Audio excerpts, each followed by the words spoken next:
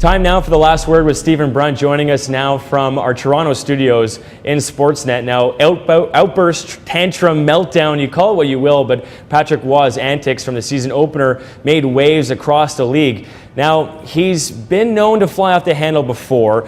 Does someone with Roy's demeanor need to tone it down to have a long coaching career in the NHL? Well, we haven't seen a lot of guys as volatile as Patrick Roy have long coaching careers in the NHL. We've certainly seen guys who are emotional and there have been outbursts, but this is Patrick's stock and trade in a lot of ways. And I thought that the screaming match with Bruce Boudreau in that first game and everything around it, I'm not saying it was contrived, but it was almost like Patrick Roy making a statement saying, here I am, this is what I do, making a statement to his team saying, I'm going to back you.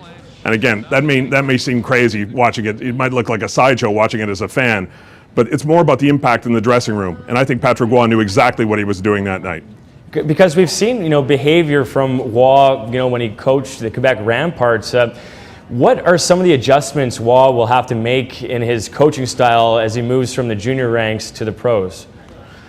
There are a lot of adjustments. The main one being that you're dealing with men, you're dealing with grown men, you're dealing with professionals. You don't have the kind of life and death power over players that a junior coach does. Professional coaches come and go. Oftentimes players understand that. They're the guys who understand it best. They know that if we just wait it out, this guy's going to be gone and we'll get a new coach. Whereas in the juniors, you really do control their lives from top to bottom. So he's going to have to understand how to deal with that kind of a group.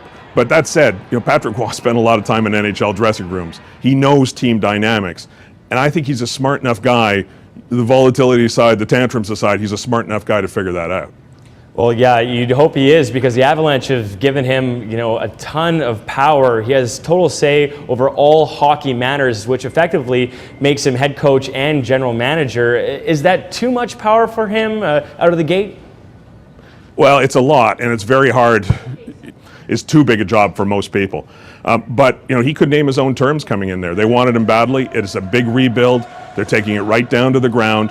And Patrick Roy's name, his aura, the memory of his success is a big part of what they're selling in Denver right now, trying to revitalize the team, not just on the ice, but off the ice. Now, Stephen, just to bring it back to Montreal for a second, in 2012, Roy's name was floated as the candidate for the Montreal Canadiens head coaching spot. Why was Michel Therrien their choice, and do you think it was a better one? Well, I just think, whether or not, we're not totally sure which side shied away from the idea of Patrick Roy becoming the guy behind the bench with the Montreal Canadiens.